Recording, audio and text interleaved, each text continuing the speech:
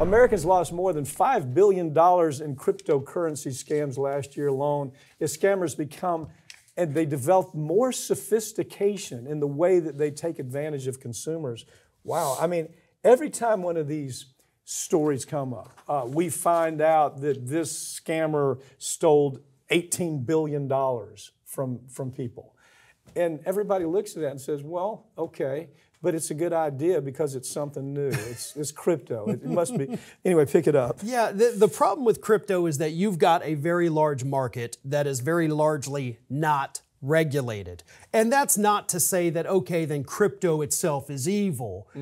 It can be fine. But the problem is, due to the lack of regulations, you have scammers, according to this new FBI report, that are going out there.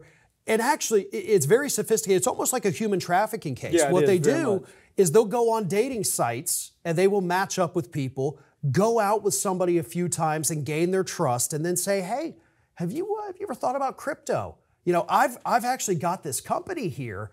It'd be great if you could invest in it. And the person, because they've built the trust, will say, okay, I'll give you $10,000, $15,000 here. And then they'll pay them back a little in the early days and say, oh, look, you're making tons of money here.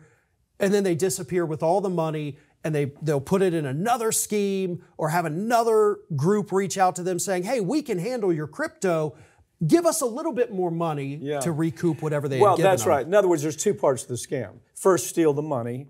Then bring in I'm going to go get your money for you. I'm going to get it back and steal more money. You know what I did? I got to tell you, I wanted to understand this. I put not a big amount of money, I wanted to understand how fraudulent this whole thing has potential to be. Now, granted, there may be some crypto companies that are legit and they're trying to play by the game. I don't know how you play by the game with something that you can't see or touch or even know where the hell it is. Maybe there's a way to do it. But so I experimented. I put money in, and exactly what I thought would happen happened. Money disappeared, and nobody knows what the hell. You know, you just lost $15,000 somewhere. But the point being, I don't know this is going to make a breakthrough. What do you think? I mean, you got Trump out there. He's the pro-crypto guy.